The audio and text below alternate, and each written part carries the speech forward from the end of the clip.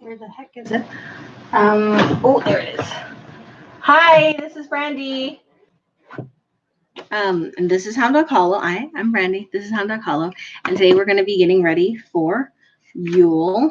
I'm just a little discombobulated because I have so many things juggling and cooking at the same time. So let's see here what I'm doing. What am I doing here? Let's get organized. I have to take a shower after this. Ooh. Anyway, sorry. Let me see here. Let's start with some incense. This one doesn't smell bad. I don't know about this one. Hi guys. I finished going through food. I was going to post the items on my. Hi, Spirited Dragonfly. I hope you like this. We're going to talk about Yule and how one gets ready for it. I'm starting a new incense stick bundle that I like to burn while I'm working on this. And I'm smelling them to see which one smells good for today. I don't know which one's going to be. But after a while, you know how your smeller gets kind of like saturated? You got to smell something else. I wish I had like coffee or something. Ooh, I think that smells like poison. Ooh, that one smells good. Poison. Okay. All right. So I have a ton of resources. I posted some in the description below. Coffee beans do work. I posted some in the description below. I gotta tame this, guys. And it's not complete, but it should get you started for anything that I'm gonna reference. So basically, the way that the Get Ready With Me works is that we are getting ready for a Sabbat. Sabbat's a little different than getting ready for a hello, Allison, hello, Patricia. It's a little bit different than getting ready for a Espen, in which at least for me, because for me, an Espen is is a ritual or working event, whereas a Sabbat is more of a celebratory and appreciative and like enjoying your life event. You can still do work. Lots of people do work. It's just my typical focus with a Sabbat is not necessarily work, but more of like celebration, appreciation, honoring the turning of the wheel. And I talk about that on my blog, but also I talk about it in this live. I'm going to drink some coffee and protein shake. Help clear my nostrils from that stuff. So that sounded awfully like a break, but what the hell? Crazy. It wasn't a break. There was a fork in there for some reason. Oh my goodness. Okay. So I have tons of massive stacks of books, but I have one right here that you can't see. Let's boop. Look at that. And it's pretty big. So, oh yeah, I love that book. So I'm going to be going through and we're going to talk about like basically how does one prepare for a Sabbat? Most of us, especially with Yule and Christmas or Hanukkah or whatever it is that you celebrate, most of us have family traditions. And if you're not a hereditary witch or from a specific lineage, you might feel a little bit lost as to what am I going to do? How am I going to honor Yule? What are other people doing? So on and so forth. I myself tend to do the same things for each Sabbat as I always do. I'm kind of I'm a traditionalist. My birth card is a Hierophant. So it's important to me to take every Sabbat, look at what's out there and say, is this still suiting me? Or do I want to try this? Or blah, blah, blah, blah, blah. That's Bobo. Pay no mind to him. He's dying.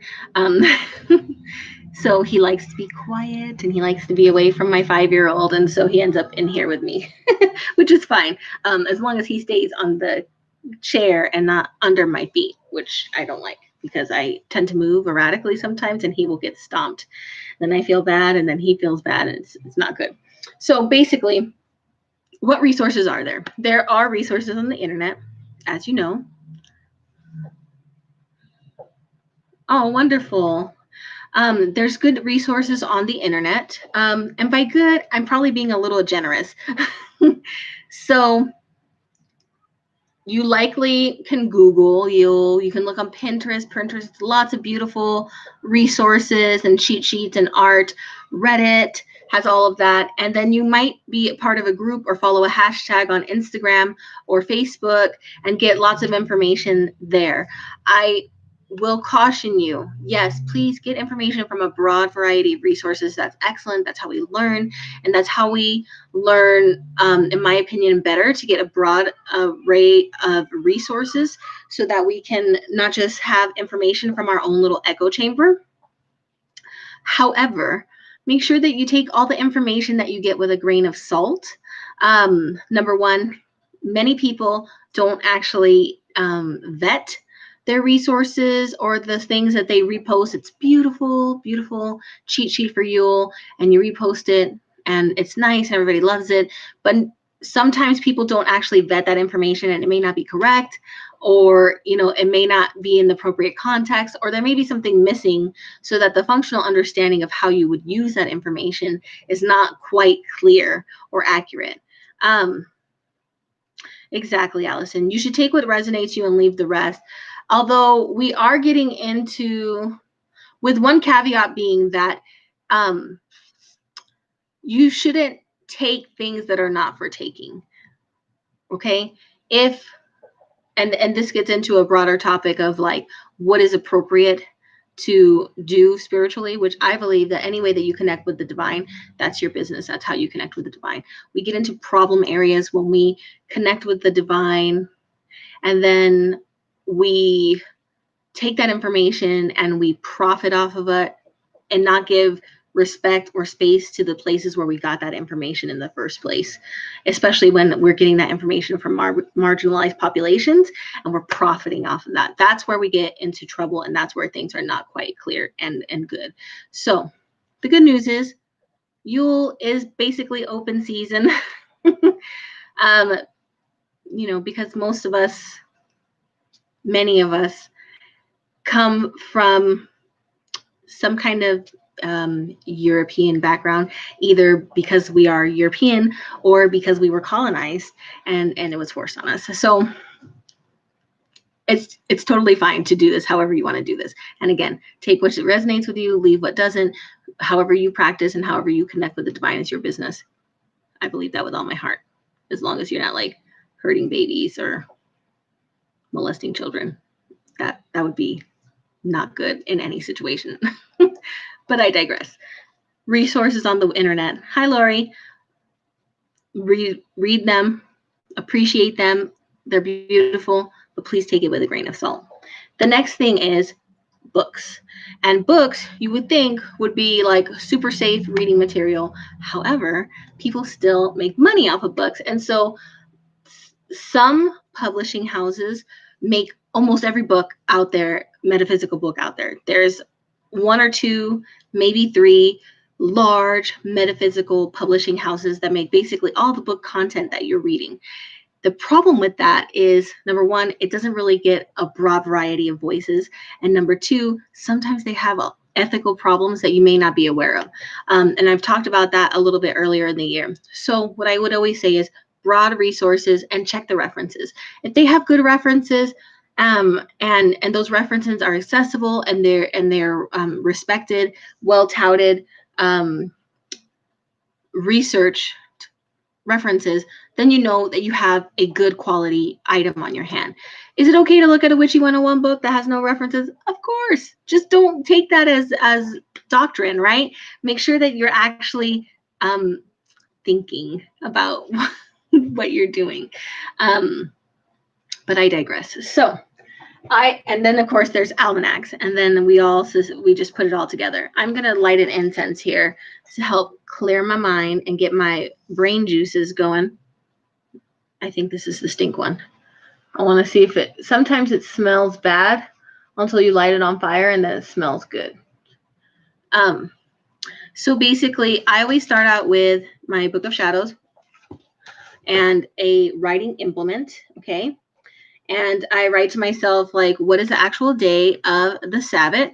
So we are looking at the 21st of December, which I want to say is a Tuesday. Let me double check. Yes, it is a Tuesday. So Tuesday. Wait, let me double check. Now I'm second guessing myself.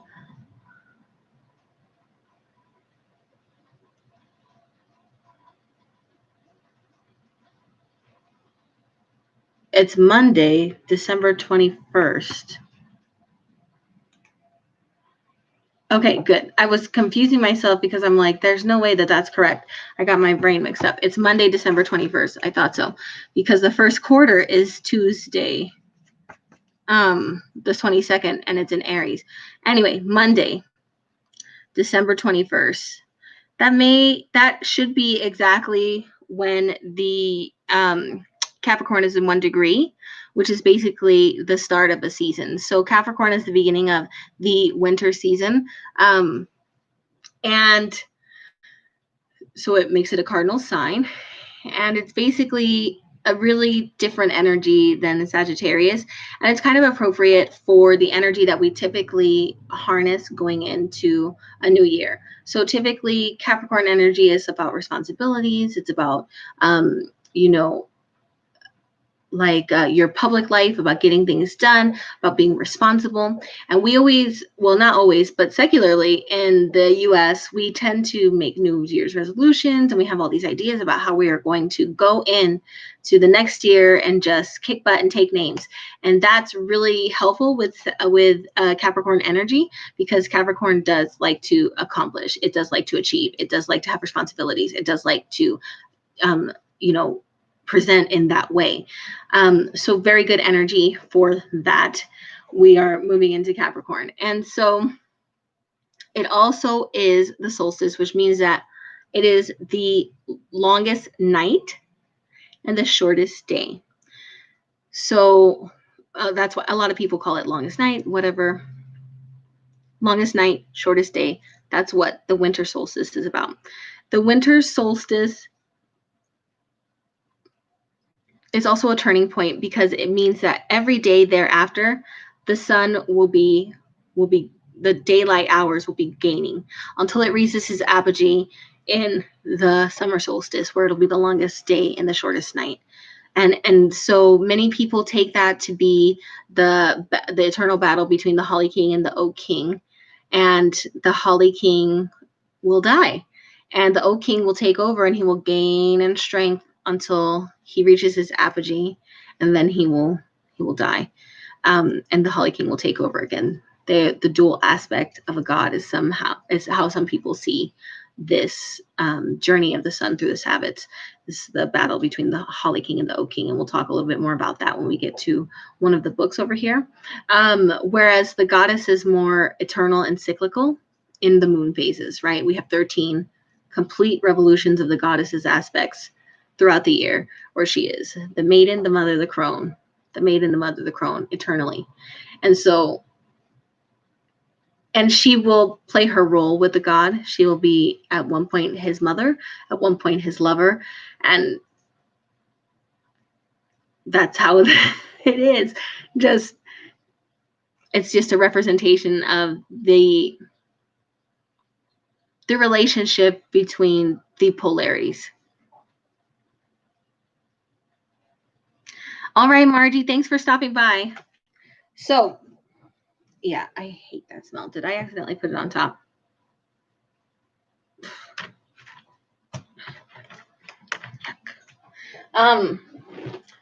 Whoa, there's so many books in this stack. Okay, how am I going to get to the bottom of this stack without knocking everything over?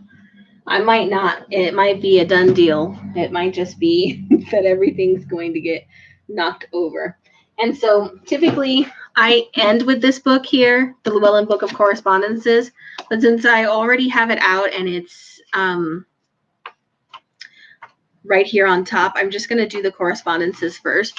And basically saying, like, what's the energy in general related to the celebration of Yule. So Yule, December 21st or 22nd. Some people call it Yule, Winter Solstice, Alban. The zodiac is Capricorn, Sagittarius, but Capricorn.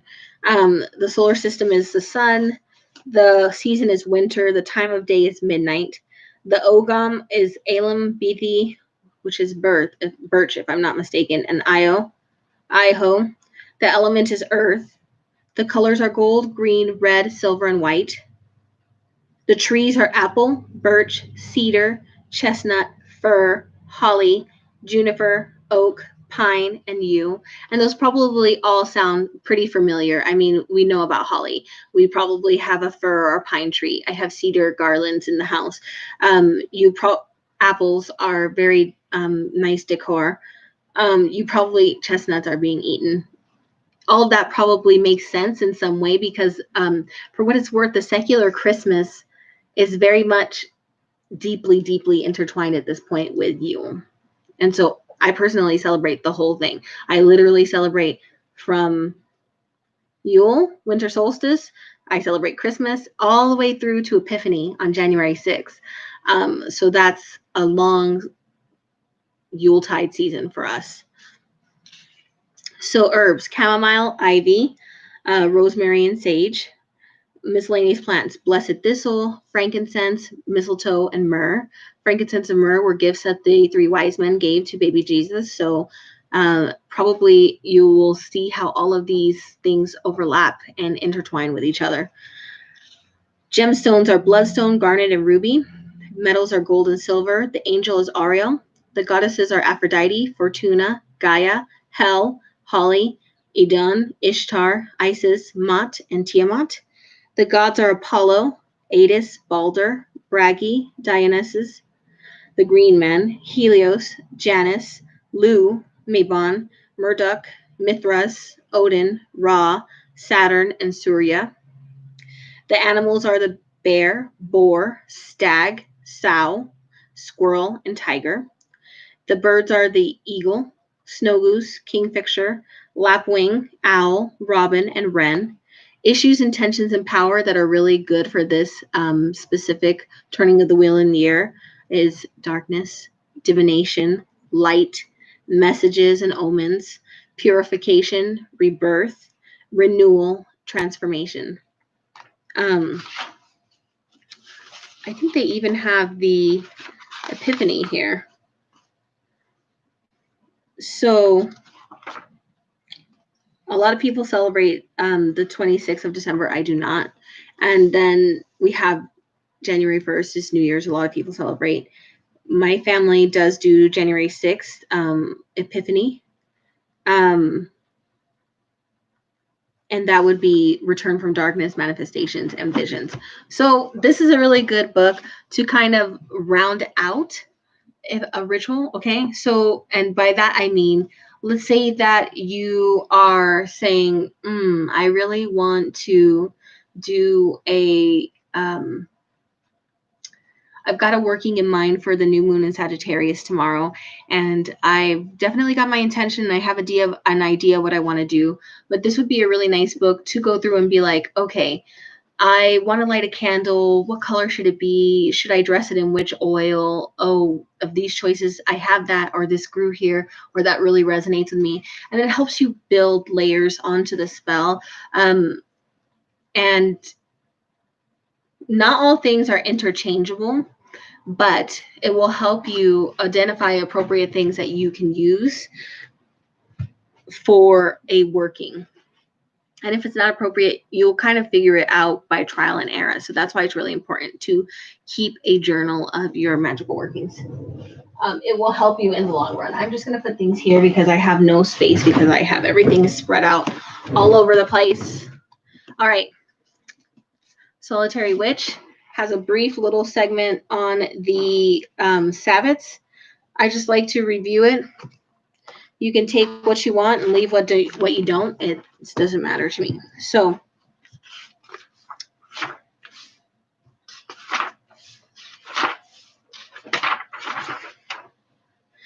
Yule or Winter Solstice. The date is 20, 21, or 22, depending on the calendar. It's when the sun goes into 1 degree Capricorn. Oh, Solitary Witch by Silver Ravenwolf.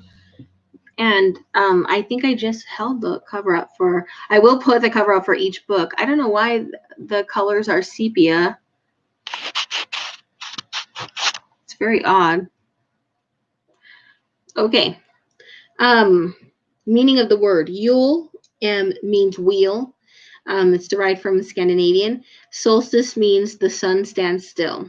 The primary ritual focus is rebirth and renewal. Sainting or blessings in ritual form, and the burning of the Yule log. The wooden pillars throughout Europe aligned with the rising sun of the winter solstice have been recently dated to 3200 to 3000 BC, enabling us to currently calculate that this holiday is about 5,000 years old. I don't know how accurate that is. It's always changing as we discover more about archaeology and as anthropologists do more research into ancient societies. So I have no idea. Popular mythos is the Battle of the Oak and the Holly King. The Oak King wins because the light side of the year is coming. The Divine King, Jesus. The Stag and the Wolf, the Festival of the Dark God. The planetary ruler is Saturn.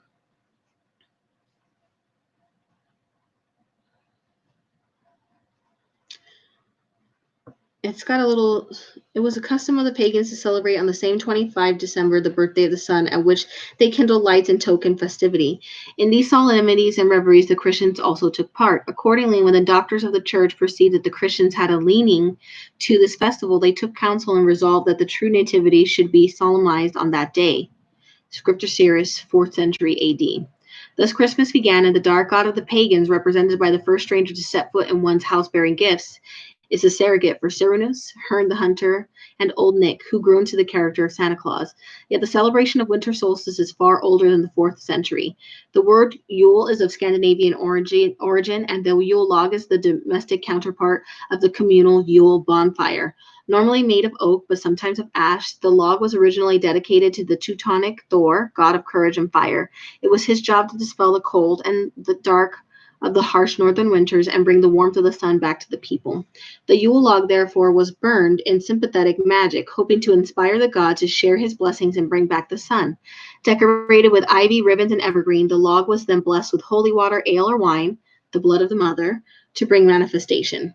The log was lit with a piece of last year's log to close the cycle of the season from one Yule to the next.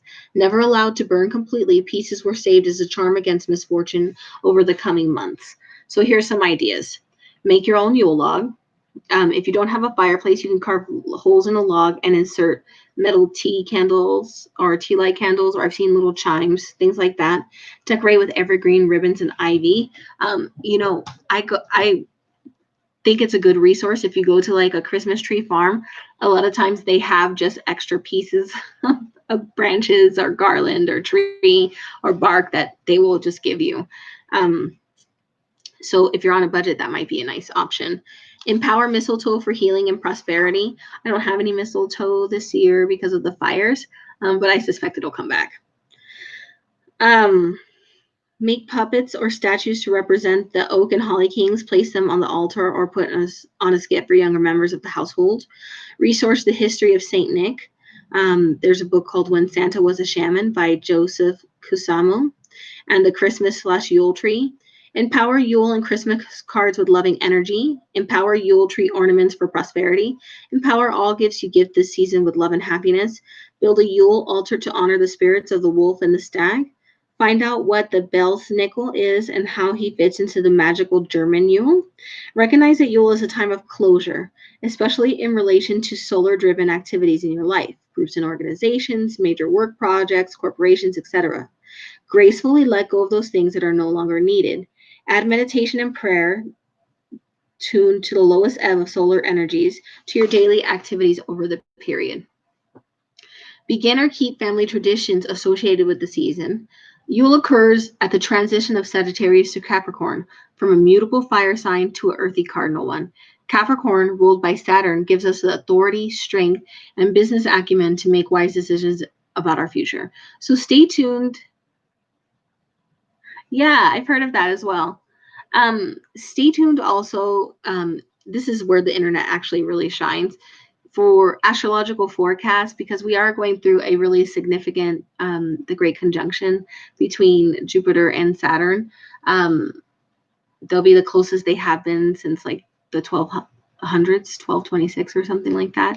So close that they'll look like a single star. Although you can see them every night starting, I think, a couple days ago just after sunset in the sky. Although as the days go by, they'll get closer and closer. So stay tuned for that. I hate the smell of this incense. Let's just see. We're going to move on. There's tons of resources. They're all going to have a slightly different spin. So just take what you want and leave what you don't.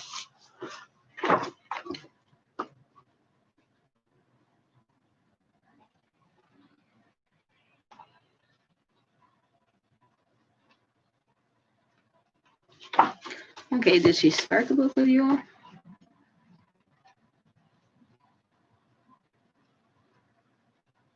Hold on.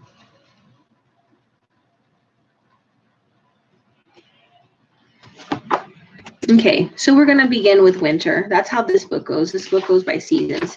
And as you know, the winter solstice is the first day of the winter. This is the Spirit Almanac.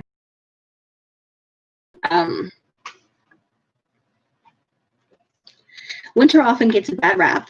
Not in my house. We love winter. A season cold, warmer fires, and longer sips of coffee. It replaces the vibrant hues of fall with a sharp, dreary landscape. I don't know, that's her opinion. The tips of branches, newly bare, whistle overhead. Cold winds prickle the skin, and gray clouds mimic a collective energy that, from the outside, is drained of color.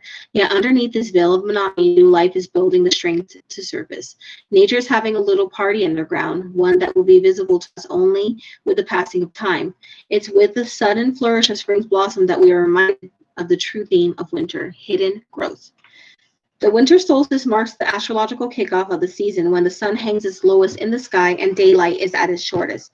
Historically, the start of winter was brought with it a foreboding wave of challenges, a period of desolate farming and hunting conditions, winter's rationing food supplies, and fighting off the spread of disease for many. At the same time, the occasion also symbolized brighter moments to come. After all, once the sun reaches its lowest point, there is nowhere to go but up. Cultures worldwide have joyfully acknowledged its arrival with celebration for centuries. The Dongzi festival in China marks the end of harvest, when families gather to consume warming, rich foods meant to raise their spirits for springtime. In Scandinavia, a multi-day feast marked the return of the sun god, and a massive bonfire welcomed her back in a flood of light. Solstice falls on the sun god's birthday in Persian tradition and is celebrated as the triumph of light over darkness. Families stay up for the longest night of the year in a ceremony known as Yalda, meaning birth, retiring only when the sun has once again emerged victorious the next morning. Reminders of the roots of these celebrations still lie in the earth's ruins. Ancient Egyptian temples face the solstice sunrise, the farthest south the sun ever rises, while BC-era geoglyphs, etchings on rock, and deserts align with this event. These landmarks transfer the purity, growth, and prosperity that are thought to be encapsulated in the winter sun's rays downward for us to harness. Under the Chinese five-element system, each element corresponds to a season. Hi, Adam. Star Amber. I always call you Star Amber, but I know who you are. Under the Chinese five-element system, each element corresponds with a season, with early and late summer being split into two. So seasonal changes, such as the solstice, have winter is water in Chinese elements. In Western elements, winter is earth, just FYI. In all its engulfing mysterious glory, it's time to celebrate stillness, celebrate sensitivities, let the tears flow, and address the senses that lie beneath the surface. It's a moment to look within, conserve energy, and take on the liquid's ability to mold any vessel. Energetically, water is yin, feminine and fluid, as opposed to yang, masculine and domineering. It is a slow time to conserve your strength. According to Chinese medicine, water corresponds to the kidneys and bladder, which are linked to the systems that cleanse and moderate what we discard from the body. Metaphorically, this is our cue to gain gain clarity and get rid of anything that's not serving us. It's also a time of profound planning. Similar to the new moon phase, it is a blank canvas on which to manifest your intentions, get clear on what you want, and prepare to bring your dreams to life. So winter is a time to slow down, reflect, and start this year from the inside out. Hi, Rochelle. Acknowledge where the past year has led you. Ask yourself what you really want to call into your life. Get in touch with your emotions by listening to music that makes you cry. Drink hot tea in bed. Make your home into a sweet spiritual sanctuary. Keep your inner world bright no matter how harsh your outer one gets. Eat warming foods. Light candles. Lots and lots of candles. So the winter solstice. While the exact moment humans started domesticating plants is still debated, some scholars think that it all began in the Hanging Gardens of Babylon around 600 BC. Although I have read documentaries that say it was more along 10,000 BC when the Grain Mother, there's a really good article, I think, or a documentary called Mankind, the Story of All of Us. I think it was around 10,000 BC that really started changing because we became more agricultural human beings as opposed to nomadic human beings, and it allowed us the extra nutrition and the carbohydrates to form a better prefrontal cortex and society. So I digress. Constructed by the Babylonian king Nebuchadnezzar II to appease his floridly fixated queen Amistis, the gardens brought bursts of greenery to an otherwise arid region. Believed to be a trove of terraces, columns, and palaces covered in cascading plants, it was one of the original 7 wonders of the ancient world. In Victorian-era England, plants reached another milestone. Spurred by an architectural shift towards stately bay windows and sun porches, homeowners began showcasing their plants indoors as status symbols. Botanical bounties abounded as scents of jasmine and citrus filled the air. In the 1980s, NASA found that plants are more than just pleasing to the eye. They actually benefit our health by filtering out toxins like benzene, trichloroethylene, and formaldehyde in their quiet quest to create oxygen. If you look at photos of international space stations, you'll see many of them actually have plants inside. Once this research entered public consciousness in the 80s, indoor plants experienced another resurgence. Their popularity lulled in the 90s and has blossomed again only in the past 10 years or so. Fast forward to today, and you can't go on social media without being greeted by a lush, blooming fiddle leaf fig, and windowsills without a succulent or two just seem dreary. That's good to know because I have plants everywhere, all over the place. There's a Christmas cactus over there. I've got citrus in the window and the entryway. It's everywhere. So, a planting ritual for faith. Deep down into the burrows of winter we go in today's solstice.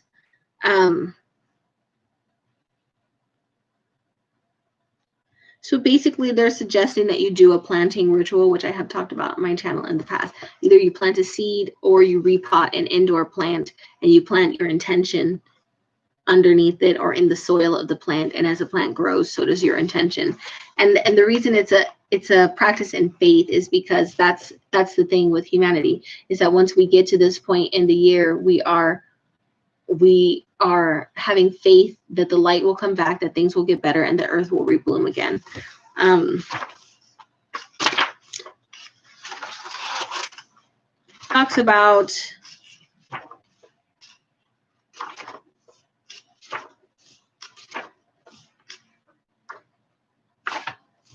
Talks about quite a few things, just not anything that I think will be pertinent to this one, but it's really interesting. It's kind of like secular and different other traditions.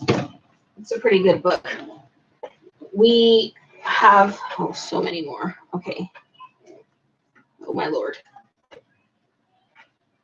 So I'm going to jump to these books, and I'm going to do them together because they are written by the same author, and they are good books, but sometimes when the author covers, you would plant it on the, so technically you'd plant it on the solstice itself, which would be an okay time. I'm getting myself all discombobulated. Let me see here. What am I doing here? I gotta look at my thing. Let me see here. So the solstice, the sun enters Capricorn in 1221, and the astrological sign is going to be, we're going to go from Pisces to Aries then. So if you plant it on the 21st, you should be A-okay, because the sun will be in Capricorn and the moon will be in Pisces, and that's really good energy for planting. Once you get into Tuesday, which is the first quarter, you're actually in Aries, and Aries is not ideal for planting, and that's just for me spiritually planting by the moon. So I think that would be a good thing. You could make your intentions for the next year. You could have yourself a little pot, a little plant.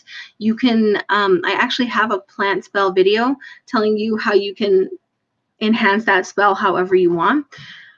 But just very briefly, you would repot or plant your seed or replot your plant in the pot with your intention that you have crafted underneath. And as you take care of the plant and water it and nurture it, and as the plant grows, so does your intention. I also like to add things like when I'm planting, I have a candle lit for that intention. I anoint the pot with a ritual oil that strengthens that intention. I put crystals in the pot that strengthen the intention. So I did one for protection, and maybe I would put a smoky quartz in there or tourmaline.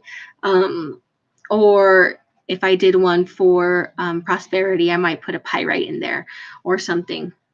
No, don't be sorry. Ask anything you want. I love answering questions. That's why I do it in this format. So I mean, it's a great idea. I would definitely do it. Hi, Kat. Hi, Mikey. You're so cute.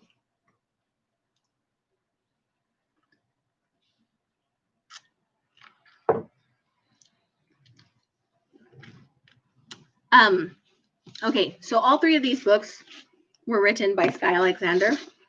So the Modern Witchcraft Grimoire.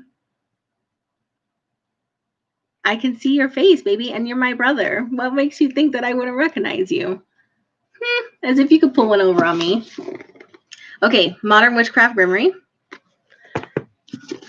Modern Witchcraft Wheel of the Year.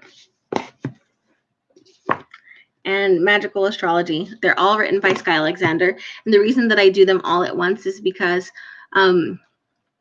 she writes a lot of the books in the Modern Witchcraft series. So the Modern Guide to Witchcraft, the Modern Witchcraft Guide to Wheel of the Year, the Modern Witchcraft Guide to Grimoire, the spell book, and those things. And unfortunately, some of the topics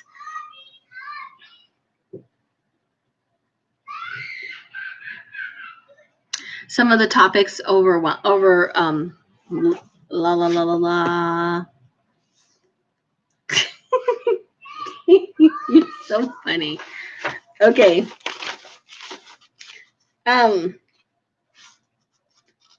So you're messing me up. Okay. Special occasion spells.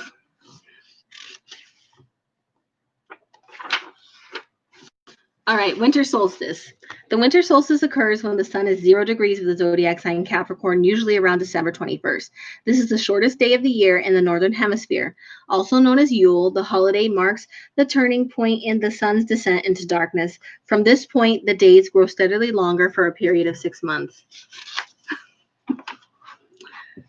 Pagan mythology describes the apparent passage of the sun through the heavens each year as the journey of the Sun King, who drives his bright chariot across the sky. Some tellings describe the Sun King as the goddess's consort. In other stories, he is her son. In pre-Christian Europe and Britain, the winter solstice celebrated the Sun King's birth. This beloved deity brought light into the world during the darkest time of all, a theme echoed in Christianity's story of the birth of Jesus in this season of the year. Thus, witches celebrate the Sabbat as a time of renewal and hope.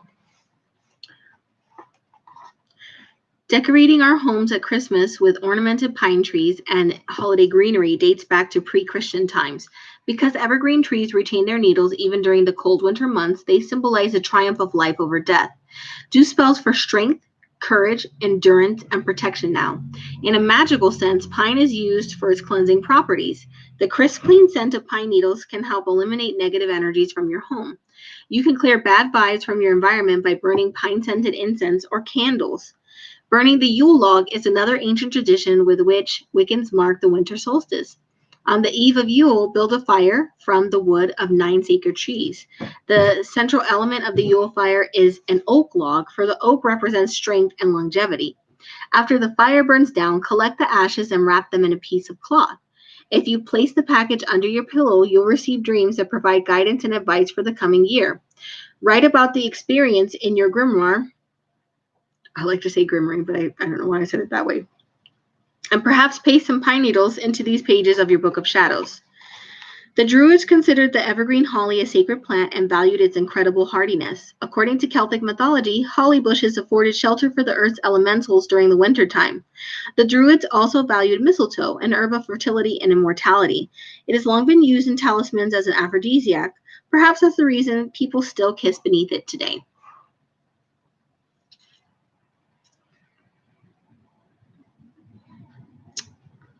Awesome. So that's some ideas. I would caution you that if you're going to gather ashes, make sure that it cools down. You can't do that right away. And depending on your tradition, you don't want to burn it all the way down. You want to leave a chunk so that you can light the next year's.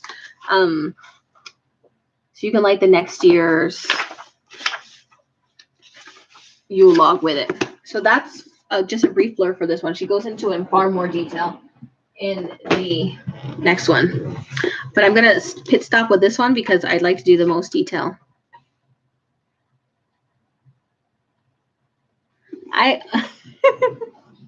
Mikey, you're always welcome here. And yes, I enjoy pine trees.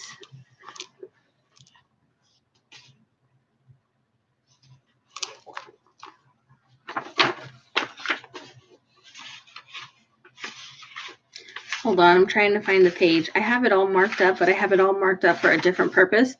And so now I'm having to rummage. Dang it. I think it's 113. There we go. Long before the advent of Christianity, Earth-centered cultures in Europe, Britain, and Ireland commemorated the birth of the Sun King at the winter solstice. This is the longest night of the year, after which the hours of daylight increase and the dark hours begin to decrease. A joyous time, heralding promise and renewal, Yule celebrates the triumph. Oh, that's awesome. I do love redwoods. A joyous time heralding promise and renewal, Yule celebrates the triumph of forces of light over darkness, of life over death. The holiday was so important to early people that Christianity adopted the season of good cheer to mark the birth of Jesus, who was said to bring light into the world. The Christmas tree has its origins in the pagan winter festivals of Northern Europe and the British Isles. Because evergreens retain their foliage. Okay, we already read that in the other book. In a magical sense, pine's cleansing properties can help eliminate negative energies. According to Celtic mythology, holly bushes provided shelter for, see, I'm telling you, she repeats the same stuff. The Druids valued mistletoe as an herb of fertility. Its magical properties offer protection, thus the holiday custom of hanging it in doorways and over the entrances of our home. Circular evergreen wreaths symbolize eternity, wholeness, and unity. To celebrate the eve of winter solstice, light a Yule log, traditionally oak, and allow it to burn throughout the night. Save a piece of unburned wood to include in next year's fire. You may wish to include wood from other sacred trees in your holiday fire as well. After the tree burns down, collect the cool ashes and wrap them in a piece of silk or linen cloth along with a pine cone. Then place the package under your pillow. Same thing. Greenery and bark from these trees can also be brewed in a cauldron over the ritual fire. Strain the fragrant brew and pour the liquid outside your front door to protect your home. Allow the plant mixture to dry, then fashion sachets from the sacred blend to attract blessing throughout the year. Feasting, music, exchanging gifts, dancing, and singing are part of many Yule festivities, as they are at Christmas. Some people enact a play at the Sun King's birth. You may wish to design your own ritual to commemorate the occasion and personalize it in a way that has meaning for you. Yes, the people with blue are moderators.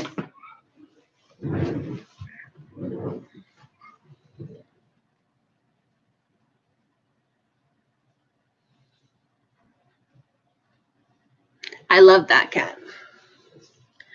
That one smells okay. That one smells okay. I think this is the one I don't care for. So then she has this big book, and this book has a whole chapter about Yule. This one's pretty tame. Sometimes I get a lot of questions. Sometimes some random asshole ends up in here and it's like, your head is big. And I'm like, deleted. But it's pretty okay today. The Wheel of the Year.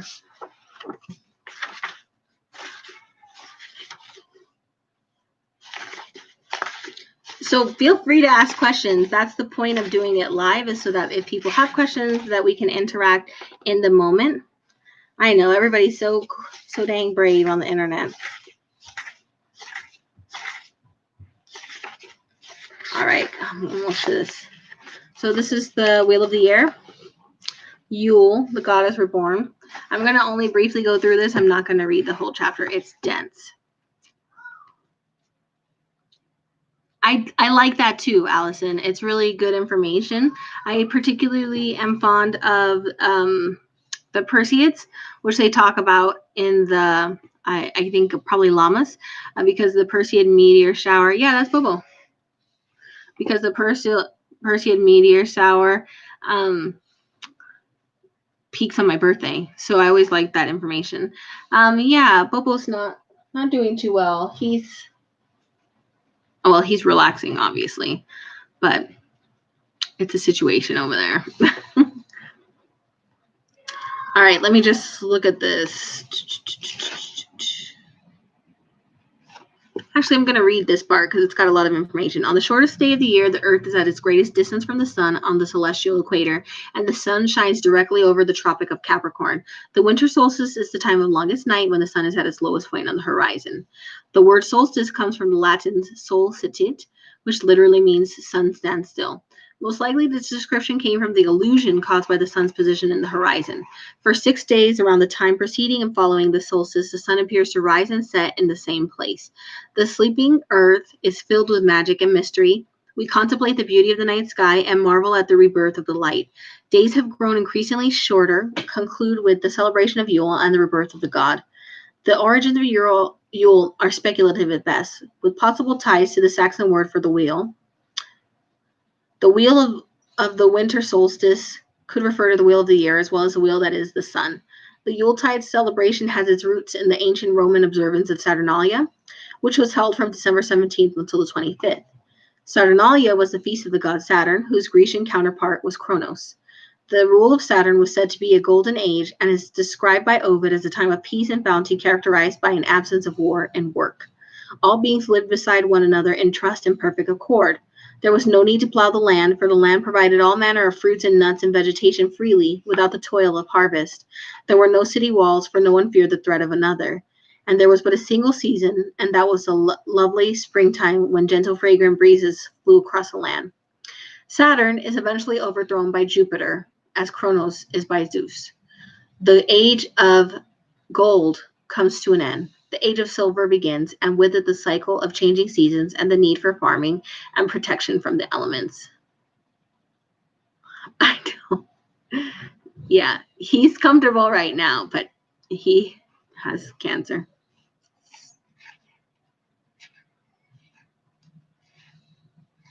Oh, yeah. Watch him. He's great.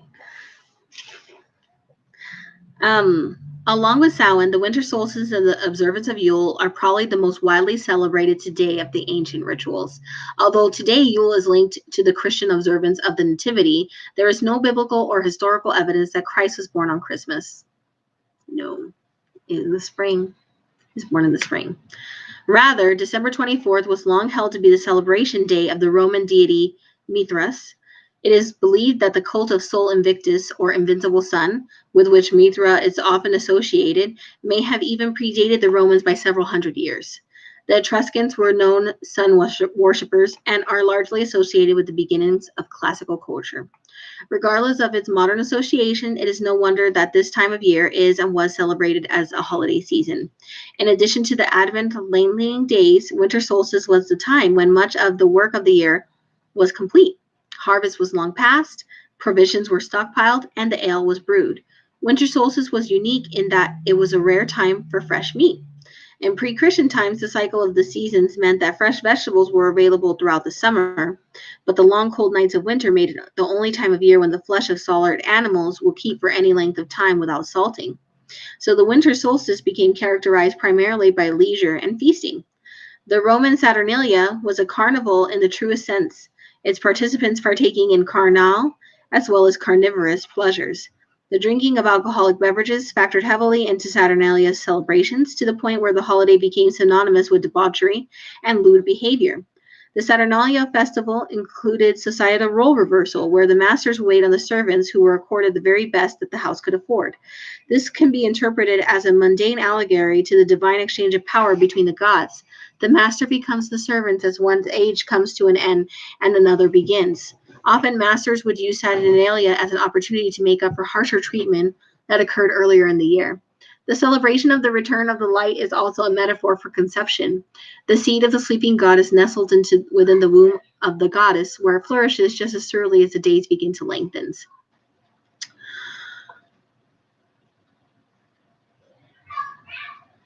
I know, it's a slow downhill experience once your dog starts to die. It's awful. Aww. Oh my gosh, that's wonderful, Kat. I want a donkey so bad.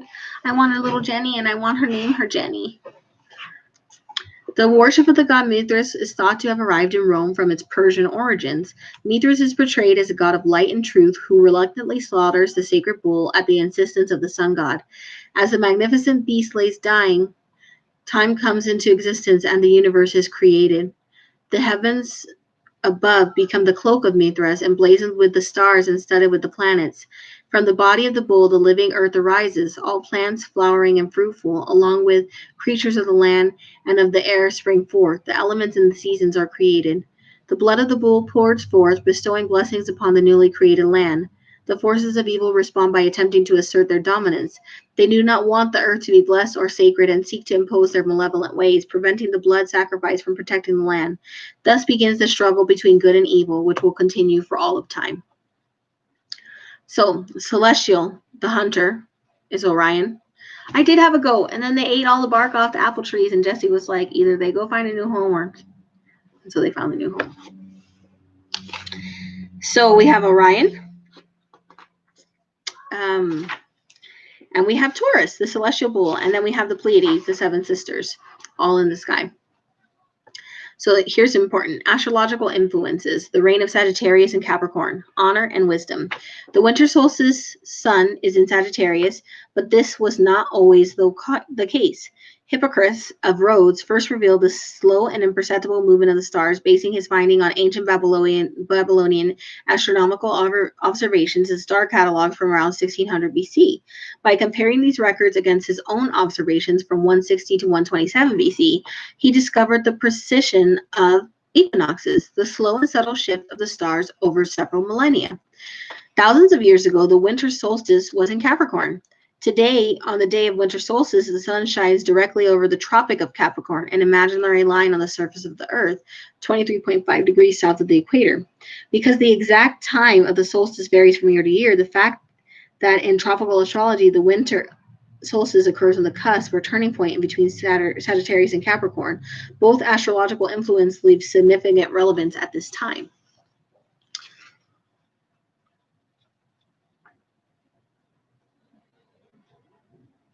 Oh, that's so cute. I'd go to a nativity to pet animals too.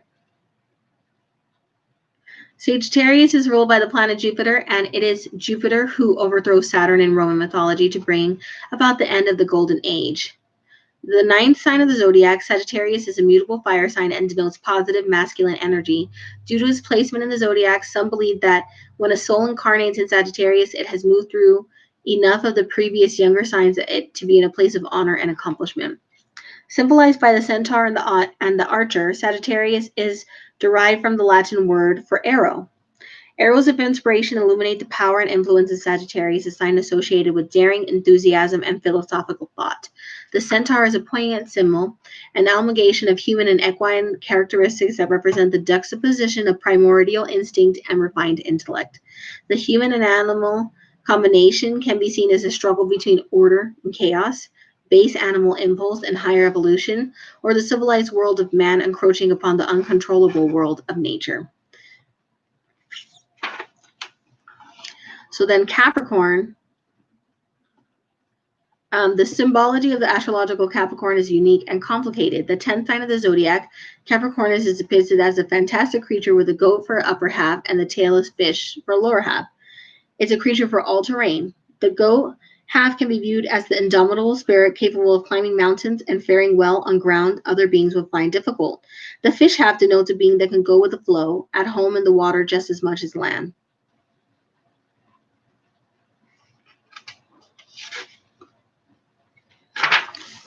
That's basically. So they recommend creating a Yule log, which we've already talked about.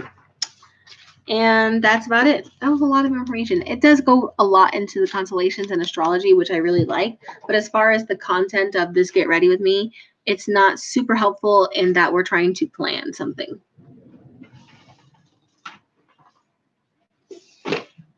Trying to keep my books kind of organized because otherwise it'll be chaos. The next few books are just going to be fluff, but fun. You know, fluff is fun. I'm going to light another incense. I got to make sure.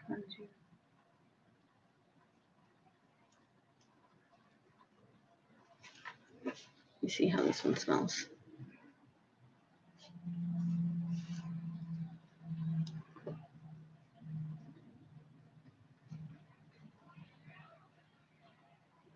Okay, so these are just fluffy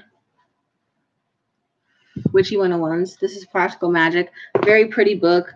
Not super dense on any like deep information, but it does have like a really pretty section for each of the turnings of the wheel. So that's the whole segment for Yule. Again, we're seeing that Yule log, right? Pronounce Yule, the day when the darkest half of the year relinquishes its power to the lightest half. From this day onward, the days grow longer. The Sun King has been reborn. This is a day of uncomplicated celebration. The winter is waning, and it's time to party. Many of the things we now associate with Christmas stem from Yule. Christmas trees, the Yule log, and wassailing, which is singing Christmas carols. Of course, the traditions are all slightly different during Yule celebrations. An evergreen tree was never cut down, as it was treasured for its immortality, but boughs of evergreen would be brought inside for the festivities.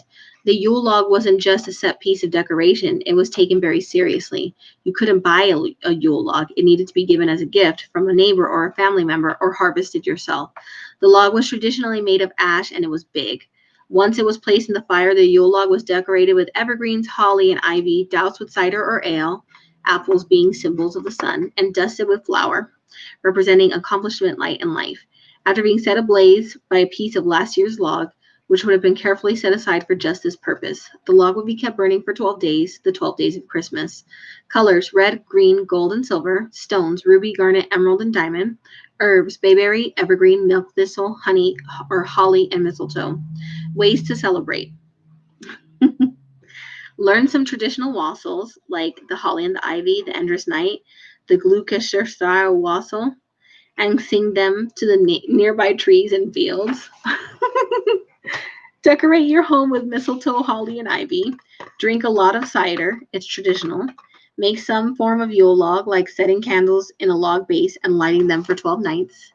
That's it. That's her whole recommendations. I like to make mulled cider, which you basically just get your mulling spices and you put them and a gallon or a half gallon of cider into the crock pot, and you let them simmer for a while, and it tastes so good and delicious. The Mindful Witch, that could be your witch's brew for the day. You could also do that with wine, but I am not a wine drinker. And you definitely would have to share it because a half gallon of wine is a lot. I guess you can make a smaller batch. Some people actually make Yule logs to eat. Although, what is it? Temperance Alden from the Wild Woman Witchcraft says she's just going to buy a Swiss roll and put candles in it, which is also great. Whatever floats your boat. It's all about how you resonate. And Swiss rolls are delicious.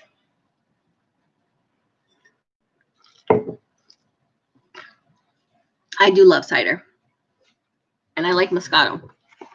But I'm not going to make mulled cider because I can't share it with anybody. This one's also really pretty. Just as fluffy, but also very pretty.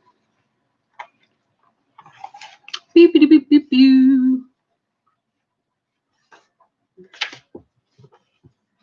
All right, look how pretty that is. Sabbat is Yule.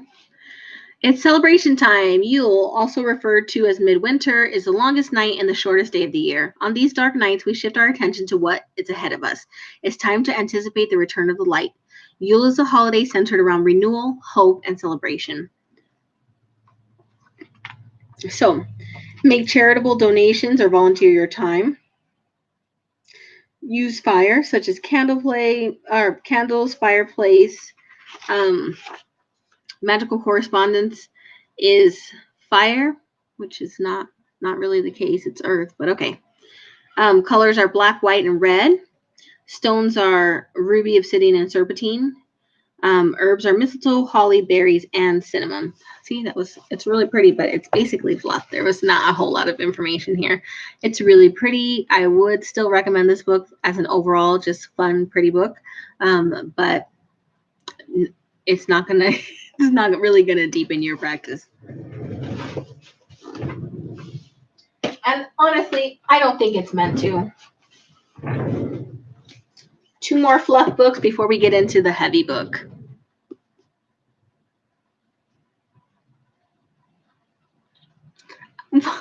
I can't drink that much. You're silly. So this is Tess Weishurst, You Are Magical.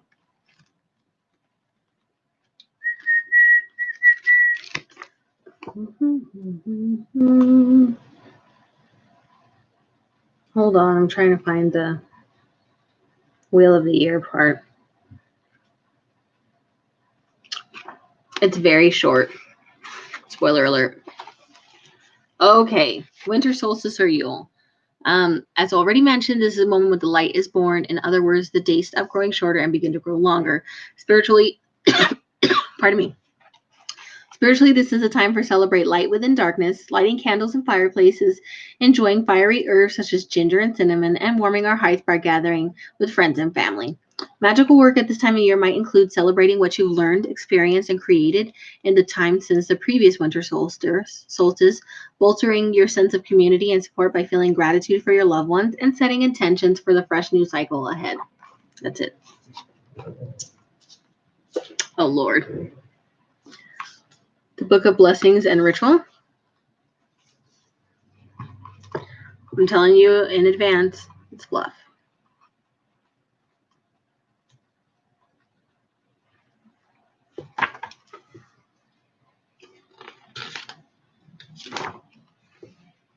So they have a project where you can make a Yule votive.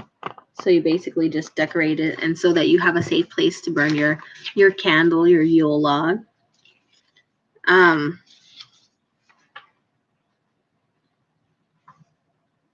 Bye, baby. Love you. All the signs in nature need you. So basically, their recommendation for a Yule ritual is doing a spell for inner growth, where you would journal, you would have your candles, you would have your crystals, you would have your incense, and you would journal and just think about, where have you been, where are you going? That's basically it. And that's not a bad idea at all. Let me just say that is a perfect thing to do this time of year. It's actually something that we talked about pretty extensively last week about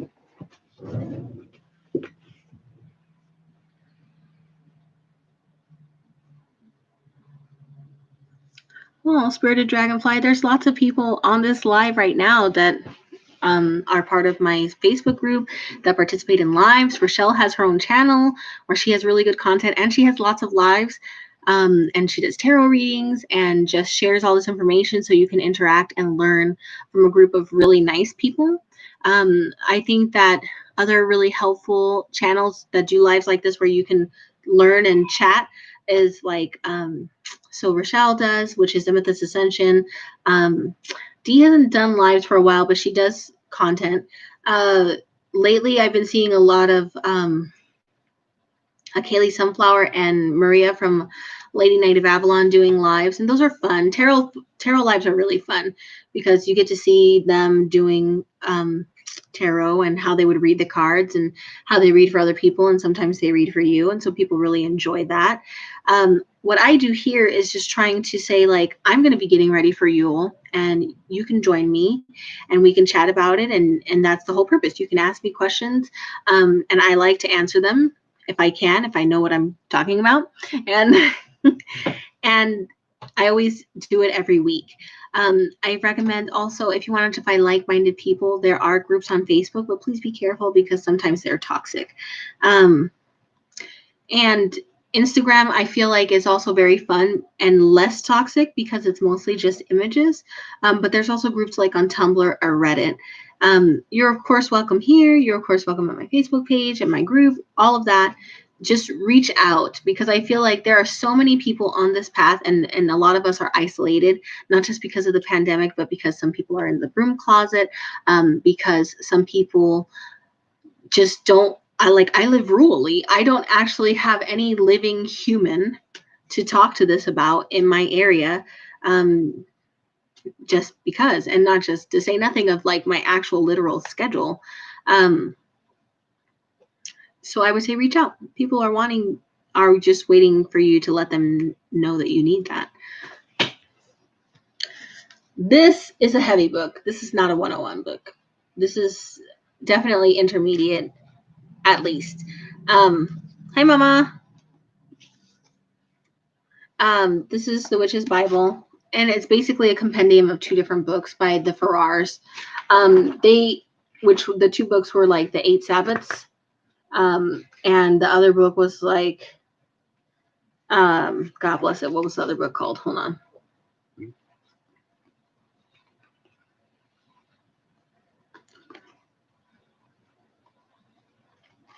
Hold on.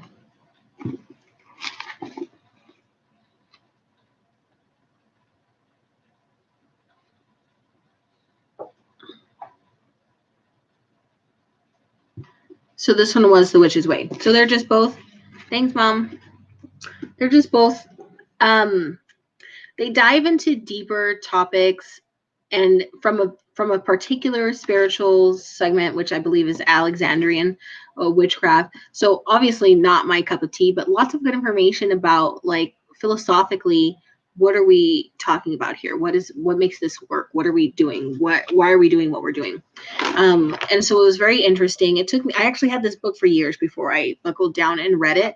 And once I started reading it, I devoured it in a 3-day camping trip, cover to cover. So, and it's a pretty dense book. So keep that in mind when I talk about what is in this book, because it may not resonate with you at all because it's a very specific type of magical background, which I don't prescribe to, but still has a lot of information. And so one of my favorite illustrations in this book is this concept here, which is, if this is the whole wheel of the year, right? And we start with Yule, which is the birth of the sun god, and we end with Yule, okay? So we have the lowest point is Yule. The apogee is summer solstice, the longest day, and then we go back down to the lowest point, which is Yule.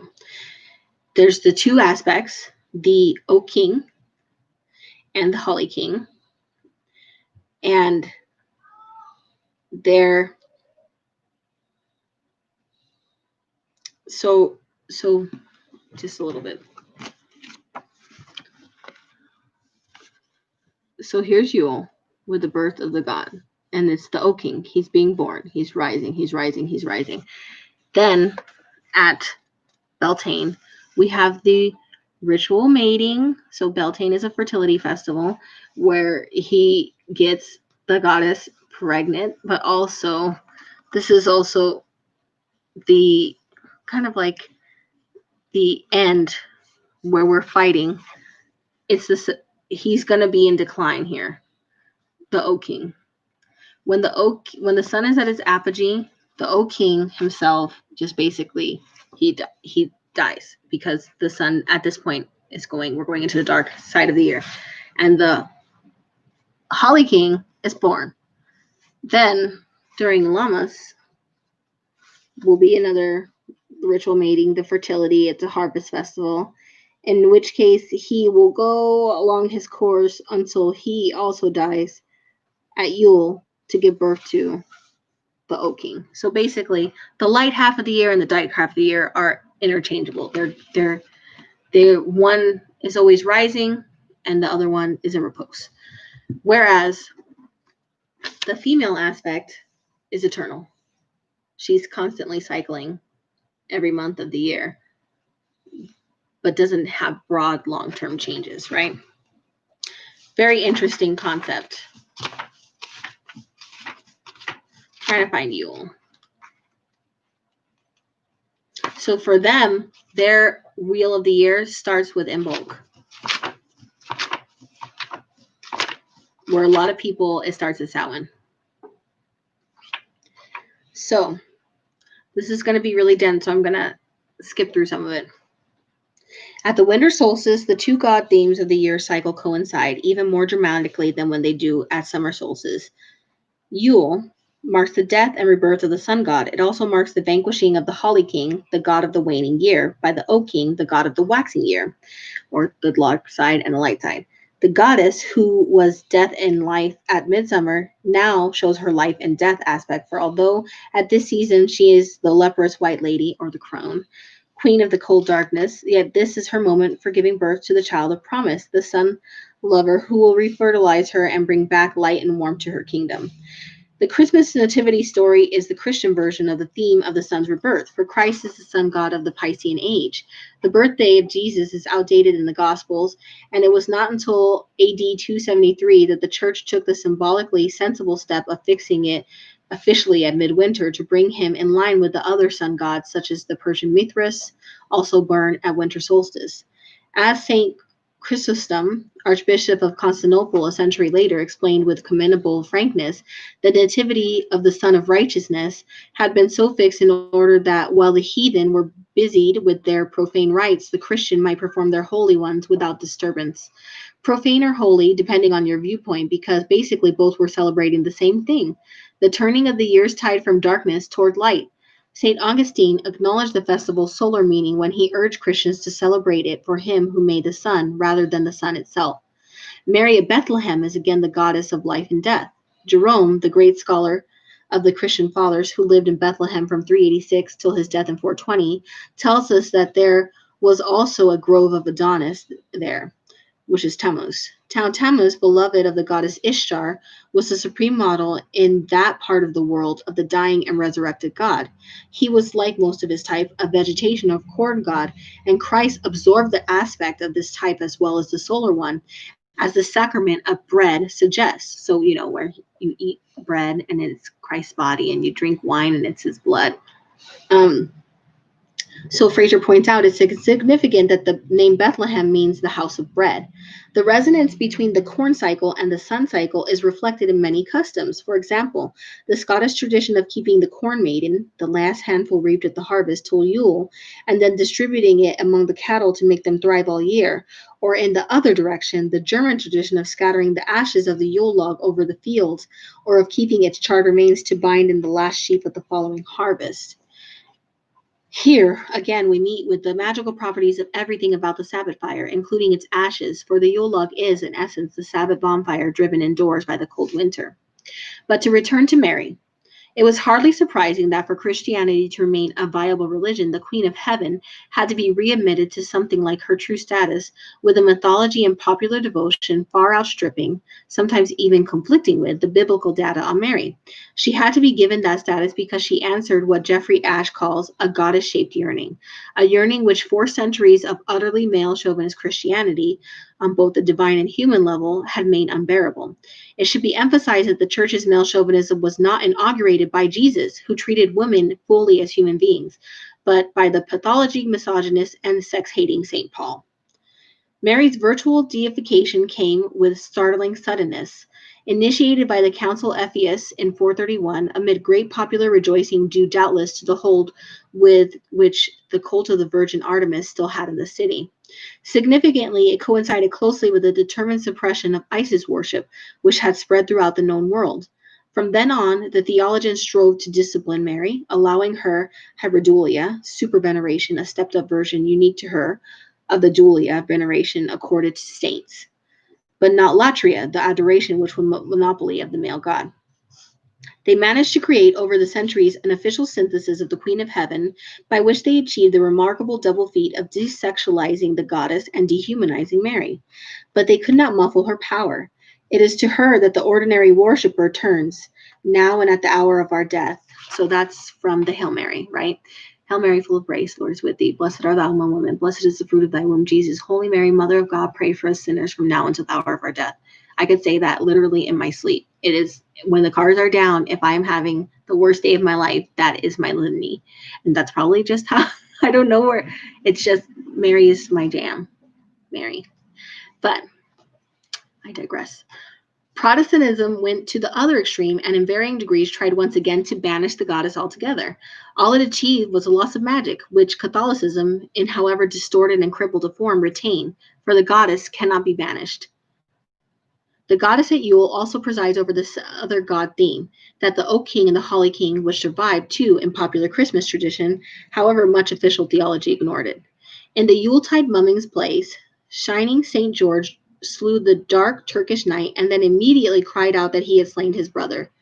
Darkness and light, winter and summer, are complementary to each other. So on comes the mysterious doctor with his magical bottle, who revives the slain man, and all ends with music and rejoicing.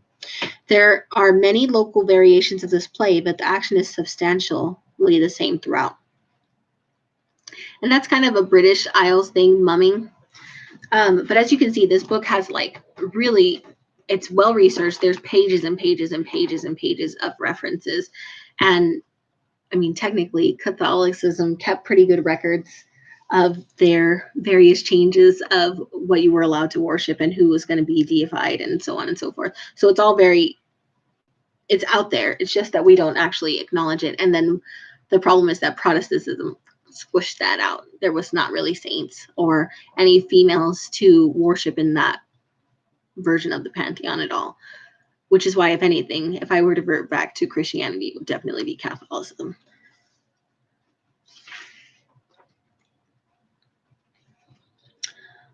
I digress.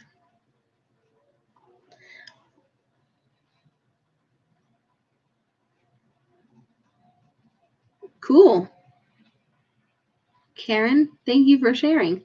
I also have the Sandra Kynes book, which is the big correspondence book.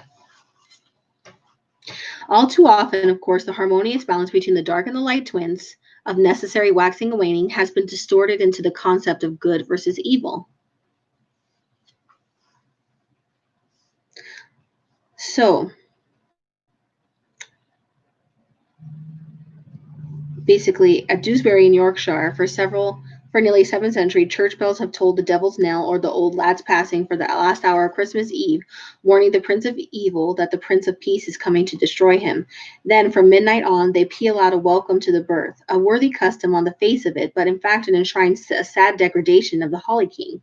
Oddly enough, the popular name Old Nick for the devil reflects the same demotion. Nick was the name for Woden, who is very much a Holly King figure, as is Santa Claus, otherwise St. Nicholas, who in early folklore rode not reindeer but white horse through the sky like Woden. So Nick, god of the waning year, has been Christianized in two forms, as Satan and as Santa. The Abbot Bromley horn dance, which is now in September, is based on the parish church of St. Nicholas, which suggests a direct continuity from the days when the patron of the locality was not Nicholas but Nick. Incidentally, in Italy, Santa Claus's place is taken by a witch, and a lady witch at that. She is called Epiphany, and she flies around the 12th night on her broomstick, bringing gifts for children down the chimneys.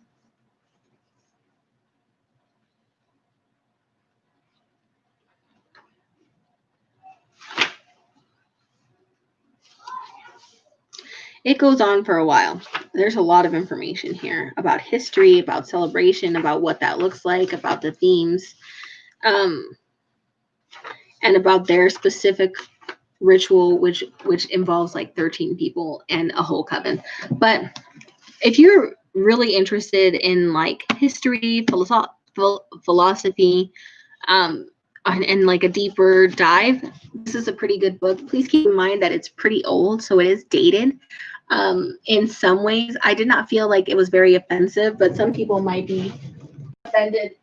It's hard to tell when people are going to be offended. People are offended about everything these days. Good Lord.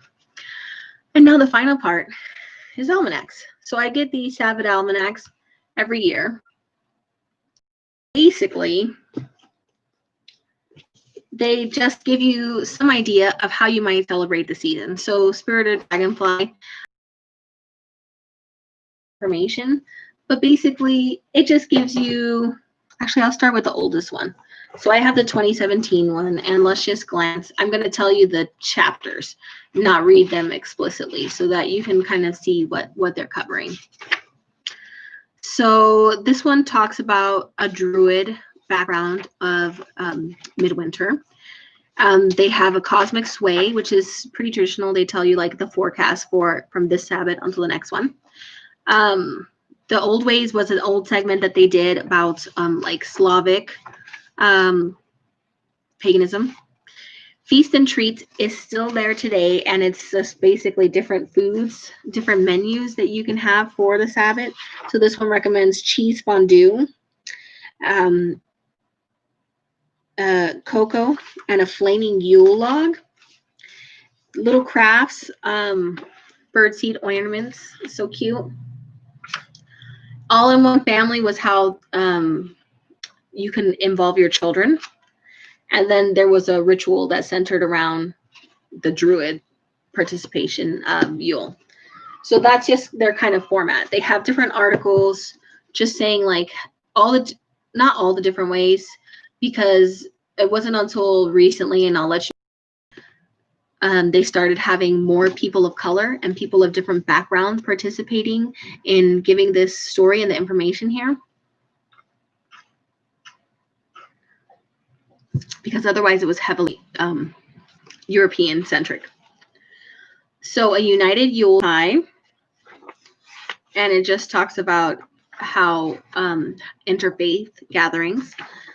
The cosmic sway again is the forecast. So the Old Ways, this one was about Scandinavian culture.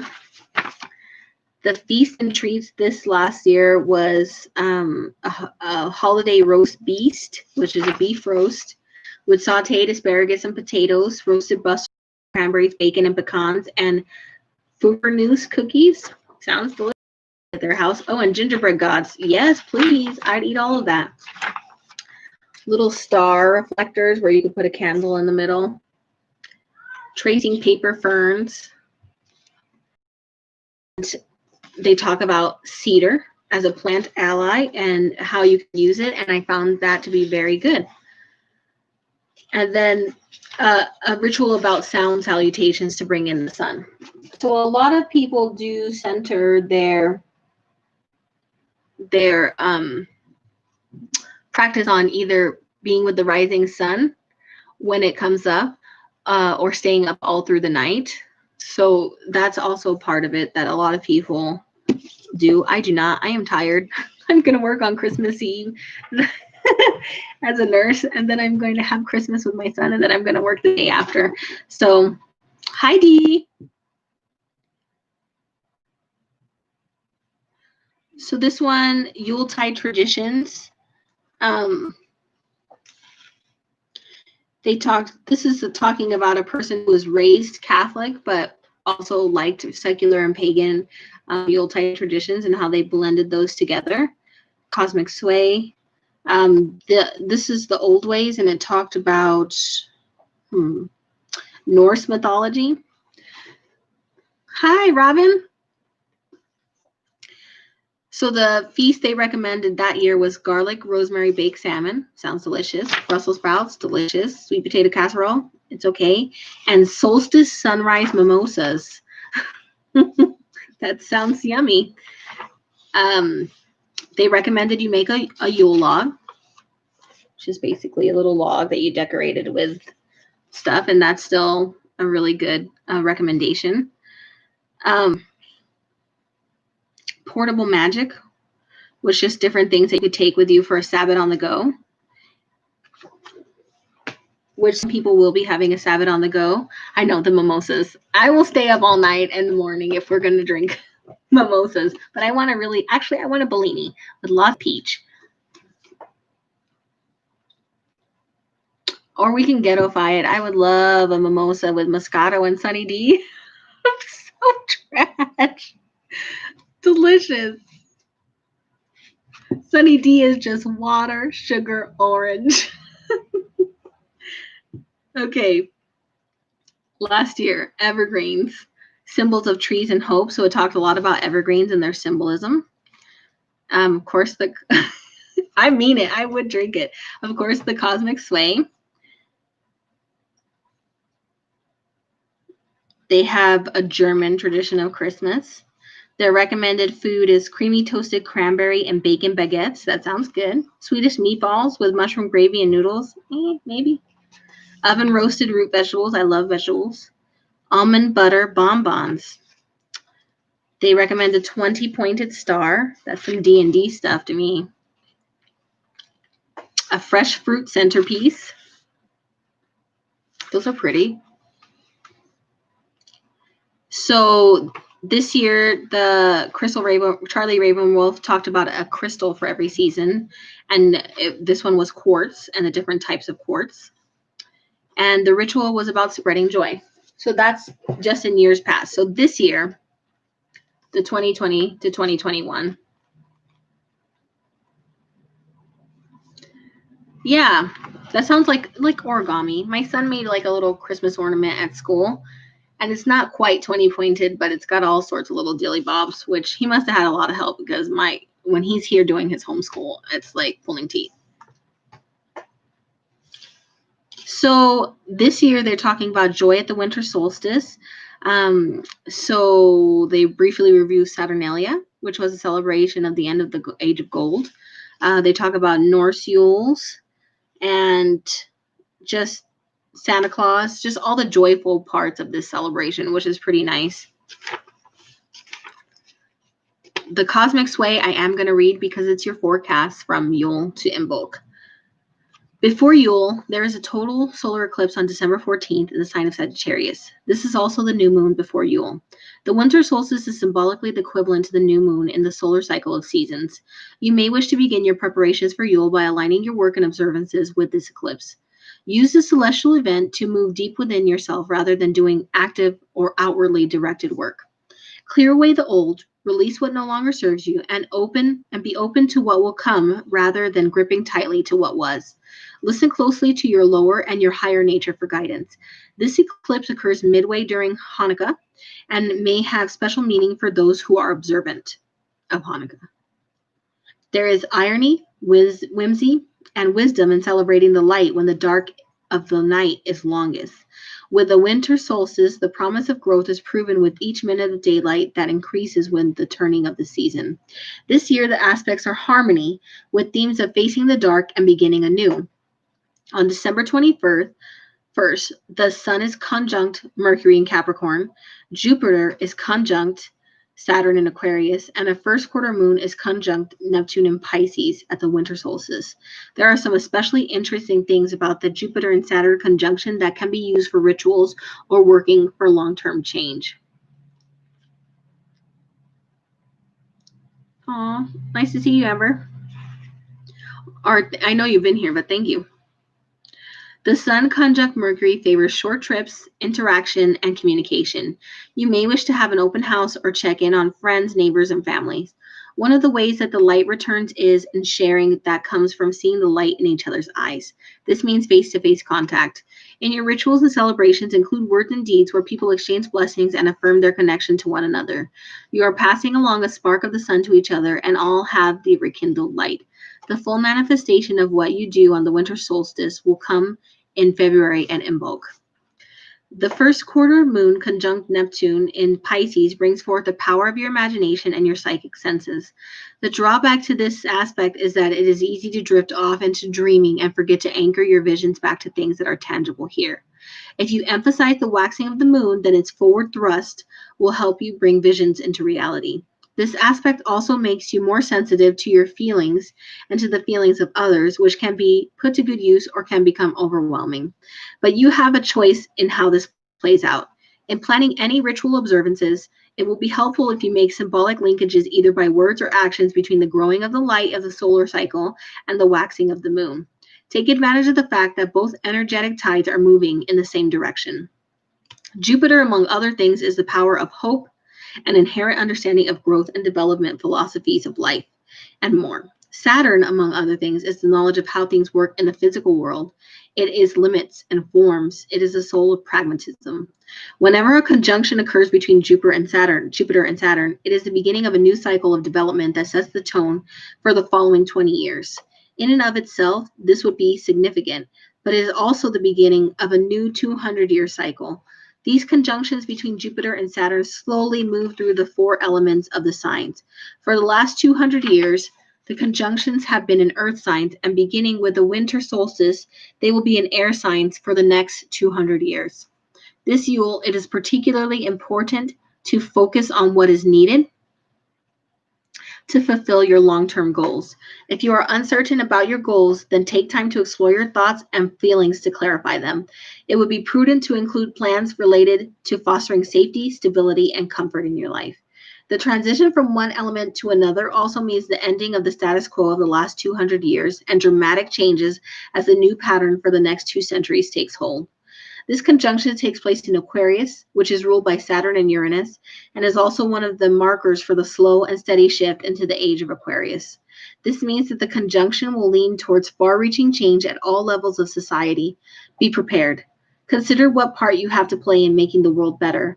This is one of the deepest lessons of Yule. Bring the light back to the world, starting with the bright spark that dwells within you. For those that may be attending Christmas festivities, Mercury is trine to Uranus after the moon is conjunct Uranus on Christmas Eve. These aspects have the potential to facilitate good communication and hopeful attitudes, so long as there is awareness that it takes time to mend or improve relationships. The December holidays can be stressful, but they can also renew your connections to people. If you expect immediate change, you may be disappointed. If you choose to value the sparks of possibilities that can, with tending, grow brighter, then you will feel the warmth of the holidays. The morning of New Year's Eve may start with you feeling ungrounded and unmotivated, with the moon void of course in Cancer. There is also the lingering influence of Venus square Neptune from the previous day. This aspect can encourage procrastination and excuses for neglecting your to-do list. The moon moves into Leo in time for evening revelries. With the moon in Leo, the time is right for dressing up and having fun. If you love parties, this is the moon for a spectacular party. If you prefer a night at home, this is a great time for pampering yourself and indulging in whatever you like.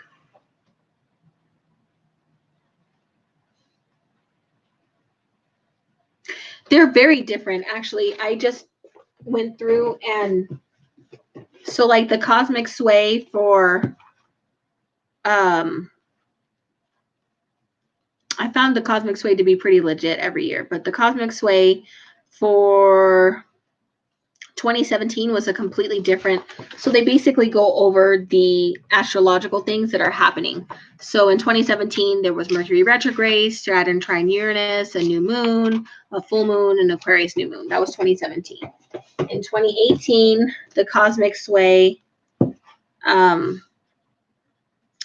talked about the sun god Apollo, and it talked about all the planetary positions and how that would affect you, and the phases of the moon and how that would affect you. And then so it does have a formula, but obviously the information changes, every year as it changes. So this one is also basically, it looks like in 2019, we also had a solar eclipse around the solstice, and it talked about how that solar eclipse energy manifests, and Jupiter was doing something with Uranus at that time, and then she talked about Yule. Yeah, that's Bobo. And then last year,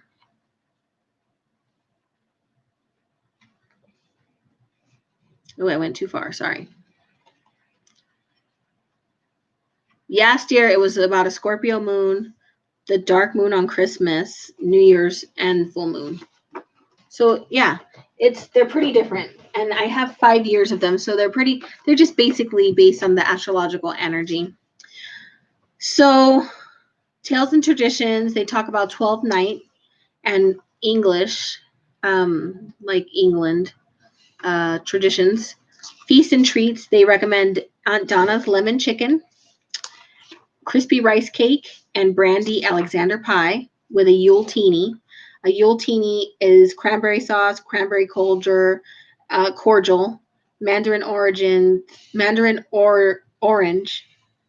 and bubbly. Champagne, Prosecco, lemon lime soda, ginger ale, or sparkling water. That's a Yule teeny. I have 3 baskets. He's the dad of the other one, but yeah. Yes, they give the recipe. There's your Yule teeny. And, there's the lemon chicken with the, I guess there's sauce. And then the other foods. They give the recipes. And then with the crafty crafts, they talk about making bunting. And they show you how to make it. So basically like a garland, which I purchased one from our little, I want to say niece, but a second cousin. She's so cute. She's little. She's not that little anymore. Oh my God. 9, I think, something like that. And she made garlands with little cinnamon gingerbread people, and it smells like heaven. It's so cute. So they also now have a section on spells where they tell you how to make a Yuletide witch ball. That's kind of a traditional thing because they look like ornaments. And it has everything, materials, instructions, cranberry garland for protection in a loving home.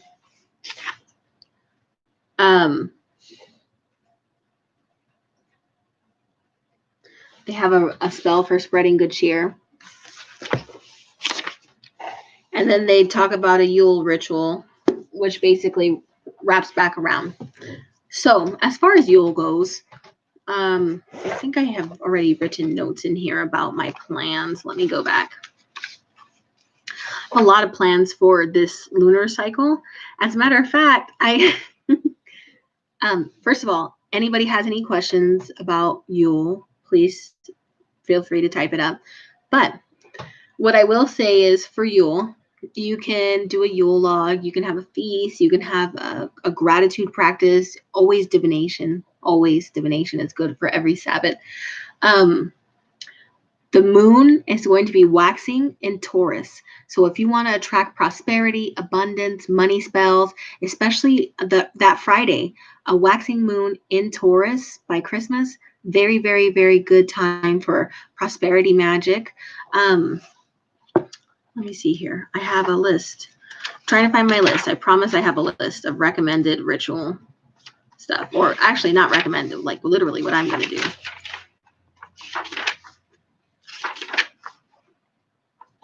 My book of shadows, guys. Sorry. Okay.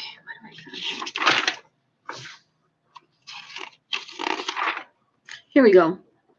Okay. So today's the dark moon. So I intend to do a bath at some point and release. It's always good. I highly recommend that on the dark moon before a new moon that you take a ritual bath and use release down the drain the last remnants of that moon cycle.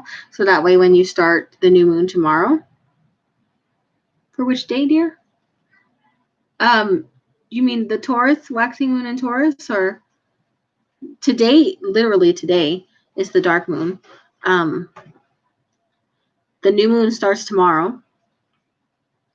Monday, new moon, Sagittarius, total solar eclipse, tons of energy there. The first quarter is, so here's the thing. When I pull up my app, I don't wash my hair. Well, let me think. So washing my hair is kind of complicated because I have curly hair and I actually don't wash it very often, especially in the winter. So as far as soap, no. But every time I wet my hair, I put conditioner in it, regardless. Always conditioner, or else it will turn into a rat's nest. So what I would probably do in my ritual bath is I comb and condition my hair. Then I put it up. I exfoliate my body. I'm scrubbing that old energy off of me is what I'm imagining, but I'm also scrubbing off dead skin. I do exfoliate my face, do a mask to pull out impurities. I'm physically exfoliating and purifying and scrubbing that lunar cycle off of myself. And then when I'm done and you rinse the tub and it all goes down the drain, then all of that energy should go down. At the same time, I have candles lit, I have incense running, I have music playing, and all of that builds the atmosphere of me like working through the last vestiges of that lunar cycle and then letting it go down the drain. So the waxing Taurus moon starts on the 24th, 25th, and the 26th of December, with the 25th, Christmas, being a waxing Taurus moon in Friday, which is Venus. Taurus is ruled by Venus. Friday is ruled by Venus. So it's a really good time, not just for prosperity and abundance, but like beauty, luxury, elegance. Like Taurus is about the finer things in life. That's Venus's province. And so it's a really good time for that. I highly recommend utilizing that energy. So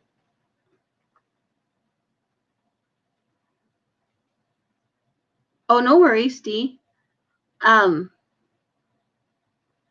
trying to go in order, but I jumped around. I'm sorry. So today is dark moon. Tomorrow is the new moon. The first quarter is over 2 days, the 21st and the 22nd, which can be Pisces or Aries. And because the first quarter is typically igniting, so accelerating your intentions, I'm probably going to do it on the 22nd when it will be a first quarter moon in Aries. The solstice is the 21st. Then, of course, there's Christmas, if you celebrate that, which we do. The waxing Taurus moon is 24, 25, 26, with, I believe, the 25th is the best day because it's also a Friday, which is just extra Taurus energy, extra Venus energy. But Thursday is also a good day for expansion because Jupiter rules Thursday, and that's kind of his province. And that's what I have outlined for that. The full moon lunar eclipse, so the end of eclipse season will be the full moon lunar eclipse on the 29th. So I will be doing something for that as well. And then we will be waning into the new year. So I myself am probably going to be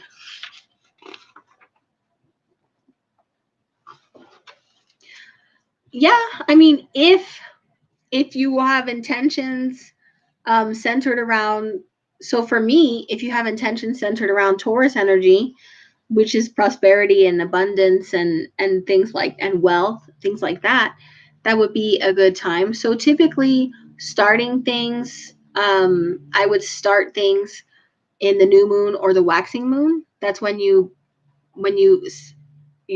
grow things, when you attract things, when you draw things to you, is in that energy. Okay. And then once the moon starts waning, that's when you release things. That's when you banish things. That's when you let things go. That's when you push things away from you, is the waning moon. Christmas, I'm probably going to light candles for my ancestors just because, like, connection, gratitude, gratefulness. I did that on Thanksgiving and we really had a really good time. It was a very good ritual. I felt so much energy. I felt so connected to our ancestors. We sat there, we drank with them, we prayed, we sang, we told stories about them. I told stories to my son about my ancestors. in front of our ancestral altar, and it felt really nice to do that on Thanksgiving, it's such a family-centered holiday. I plan to do the same thing on Christmas. It really felt very good, and I liked it. So I'm going to be doing that for a while. Oh, he's having a spasm. No, he's moving. He doesn't like being on camera. So that's going to be my Yule. Is anybody doing anything special for Yule? How many of you do Yule and Christmas? So I do Yule, I do Christmas, and I do Epiphany. So I do the whole thing from the 21st through the 6th is a holiday.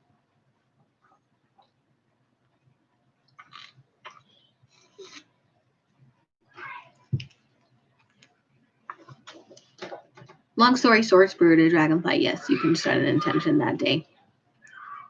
I recommend a Taurus-related intention since it is the moon in Taurus. It always takes me forever to get comments. Let me pull it up on my phone, which I didn't do today because I'm a goober.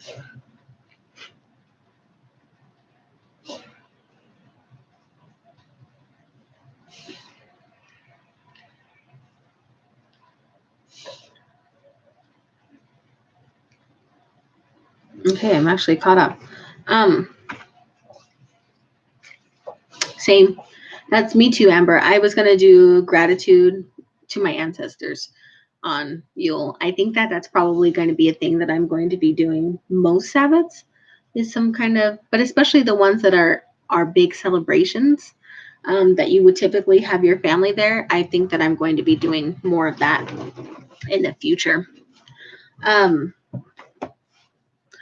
I do have something cooking that I want to share with you guys. So first of all, I'm going to be going live again tomorrow. 2 days in a row. What? Yes, 2 days in a row. So let me just double check that I'm not a liar.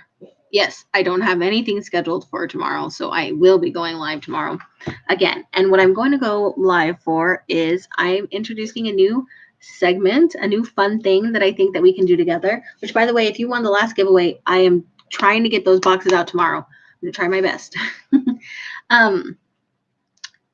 So basically, it's going to be a kind of a lunar cycle challenge is what I'm calling it. And so if you go to my website now, hounddoghollow.com, already 2 of the articles are up. The first article talking about like lunar challenges in general, something that I want to start doing every lunar cycle. And then this specific lunar cycle challenge, which is the hashtag Wolf Moon Challenge. And so I would love if you guys would check that out and participate in the challenge.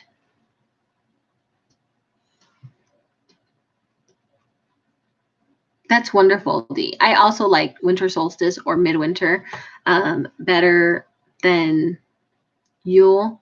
I like Yule. I like them both. I like it all. And I think that they blend well enough together that is totally acceptable. But yes, the challenge is basically for every lunar cycle, and this is the wolf moon cycle, there will be activities and a challenge. I already have a list of correspondences for the moon up. I have and the basic challenge premise, which if you went to our Grit Ready with me last week, if you were kind of listening today, there was this lunar cycle is a very good time for. It's at hounddoghollow.com, and you should see it. The most recent 2 articles are the ones about the lunar challenges, and I will add it in the description when I'm done below too. Hashtag Wolf Moon Challenge. I'm starting tomorrow because that's when the wolf moon starts with the new moon. New moon to dark moon is a moon cycle in my practice. And basically, the challenge is to do some form, at least 5 minutes a day, every day for this lunar cycle, do some form of self-reflection, dreaming, or goal setting every day. Because this is a time of year where we are reviewing this last turn around the sun, and we are saying where we want to go. The reflection part comes in. It's like, what happened? How did it go? How are we doing? where are we wanting to go? What are our big dreams? Like, if nothing could stop us, where are we going? And then the harder part is, where am I now? Where do I want to go? What needs to change and what needs to be released to get there? So there's examples. You could, for example, every day pick a new tarot card or draw a card or an oracle card and say, from this deck, thank you, honey, you're so sweetie. So like, let's say, for example, I pulled out my Divine Feminine deck. And I said, today for my challenge, I'm going to ask the Divine Feminine what message they have for my spiritual growth in 2021. I'm sorry to put you on the spot, Skye. And then you would shuffle and you would pull and it would say, this is your message. The Lady of the Lotus Born, embodiment of deep bliss. My body was made for enlightenment. And that might be something that I meditate on or journal about. Or maybe you want to do, I know Dee, I've seen on your channel that you, oh, Spirited Dragonfly. Dee was one of the people I was talking about that has a channel that's really got good people and friendly and good information. Where you automatic write, where you set yourself a timer and you automatic write. That's also a good way to do reflection, to do introspection, to do dream about. You might give yourself a prompt. You say, for 5 minutes, I'm going to write all the things that I want to attract into my life or that I wish that I had. I wish that I could do yoga really well. I wish that I had a month's savings in a month's bills and savings. I wish that I was a size 18 or a size 3 or whatever the thing may be for you. And then write until your timer goes off and see what that pulls up. You might actually write your intentions under your pillow and go to sleep, dream about it. So there's, I went to a workshop recently where you take your intention, you say, I want to dream about what my life's purpose is. And you put it on your nightstand under a glass of water. And then you think about that as you get ready to go to sleep, and you will dream about what that means. And you might write down your dreams in the morning. But the challenge basically is that for 5 minutes every day, you're going to think about, where's your life? What do you want? What do you need to let go? How are you going to get there? And that's a lot, but you have 29 days to do that. And as you do that, I would like for you to share it with me. You could do a VR #WolfMoon challenge on YouTube. You could post on Facebook. I think a lot of us have Facebook pages. I know Dee does. I know Rochelle does. I know I do. I know that Circles in Stone does. You could hashtag it there. A lot of us have Instagram. You could do a picture of your tarot draw that may have been really meaningful for you. All of that, I would love for you to #WolfMoon challenge so I can see it. And of course, there'll be a little prize. What would be a challenge without a prize, right? Which is funny because I'm already talking about prizes before I've sent out the last few. But I digress. I'm going to do it.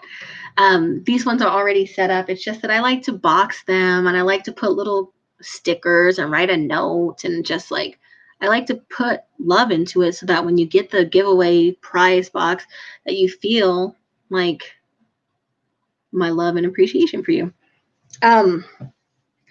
But this is going to be probably something similar, but I was also thinking of like maybe sending like an intention kit to somebody, because I do actually have so many little journal paper product type things that would make a really cute intention kit. Suffice to say that there's going to be a prize if you participate, and for every time you participate. So yeah, there's 2 articles up now with the premise for the lunar cycle challenges, and then the correspondences and the challenges for the month overall, which is Wolf Moon. As soon as I'm done with this, I'm going to eat dinner, and then I'm going to get back on it, and I will have up by tomorrow morning the correspondences for the new moon in Sagittarius, and the solar eclipse and waning moon energy, with a list of task ideas, things that you might do. I actually have them written down here.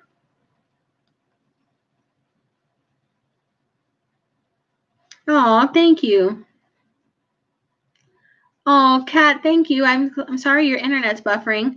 Because I'm making an announcement. But I'm sure you always follow my stuff anyway. And I'm gonna be here tomorrow. Wolf Moon starts tomorrow. Tomorrow's the new moon in Sagittarius. Night, Cat. I'm going to be live tomorrow talking about it more. I just wanted to let my friends here who are so faithful and loyal a head start to know. But I have some lists, just a spoiler alert. So, like, one of the activities that I'm going to recommend is make a bucket list and just dream big. Like, if you could literally do anything and nothing could stop you, what would you do? Would you climb Everest? Would you see the pyramids? Would you have twins? I don't know, but that's going to be one of the prompts. Some other prompts are like, of course, goal setting. That's going to be a major prompt this time. But like, gratitude lists are always good prompts. So one of the prompts I have is making a value list and then comparing it to how you actually live your life. And are you living your values? Which can be kind of hard if you're not. Some other things that particularly relate to Sagittarius energy is like optimism. How can you cultivate optimism in your life? Gratitude. How can you cultivate an attitude of gratitude, which rhymes, but also an attitude of gratitude, or an abundance attitude is what I call it. Abundance mindset attracts abundance to you. So that's also really helpful. Like, what do you think about positivity? I have pages. I have a whole page of like prompts and how you can do that. And it'll be up in the morning, hopefully tonight, but probably in the morning for most of us. What do you guys think?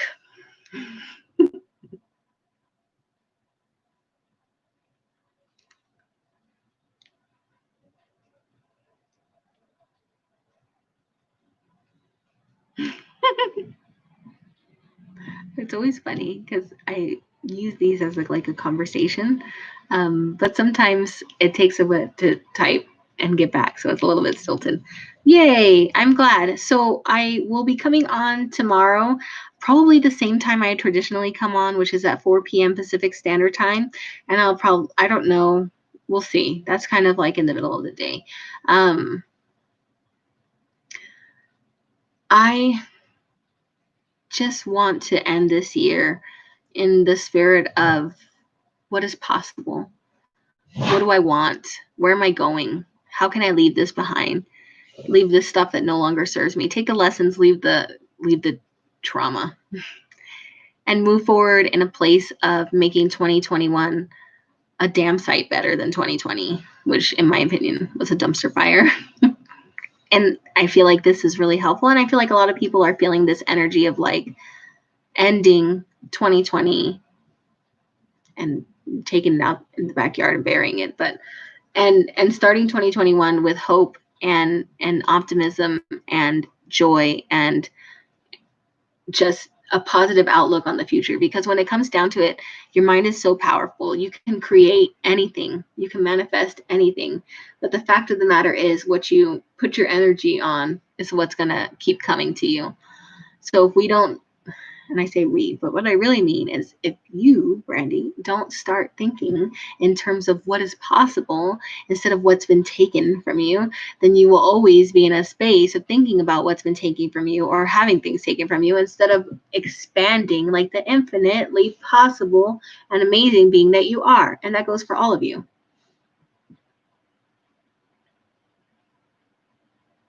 Oh, D. Yes. 2020 was like a shit show. I do. Okay, so the bar's really low. So we can't possibly fail. Exactly. And I think that's when you're at your best, when you are starting from scratch and you're building up. And I feel like, you know, it was hard year. It was a hard year in almost every way. It was a disappointing year in almost every way. It was just like I made so many goals and many of them did not get accomplished.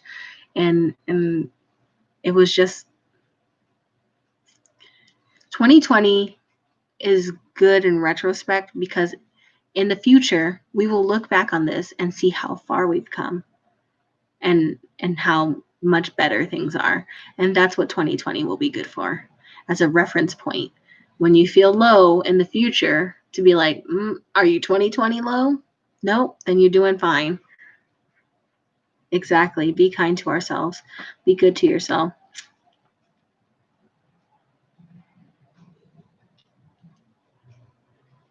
Yes. Oh, Amber, goodbyes for your baby. I wanted a baby so bad and it didn't happen, but hopefully I'll get one in 2021. Just another thing, but it probably was for the best because, I don't think I could deliver a baby without Jesse with me. And they're limiting the people that you get to take with you into your birth room right now. Yeah, that's hard going into a new year with that kind of baggage, but I think you'll be okay. Hopefully it'll end. I love you guys. It's been a while. I know you said that, Dee. I don't want to talk about it. Dee read my cards at the beginning of 2020, and she said, I don't know what's going to happen this year, but if it does, it's going to be late. And I'm like, you shut your mouth. But that's the problem with tarot cards. They don't lie. They just slap you with the truth, and you just have to, roll with it. And I'm like, tarot cards, you are a mean, abusive auntie, and I am done with your shit. But you give good advice. So there we go. I hope so too, Amber. I hope so too. That I'm praying for you that everything will be good and everything will be healthy and everything will be fine. And of course, you're going to be tired, and it's going to be a beautiful mix of exhaustion and joy and just so many emotions. It's going to be great. Anyways, I love you guys so much. I will see you tomorrow. Please leave in the comments below if you think that 4 o'clock or later is better. I can do 4, I can do 5, or I can do 6. Please let me know. I love you guys. Take care of yourselves. I appreciate you. I hope you have a blessed Yule, and I hope you join me for the #WolfMoon Challenge starting tomorrow, and that we end 2020 in the spirit of hope, possibility, optimism, and abundance because we deserve it. And I love you. Good night.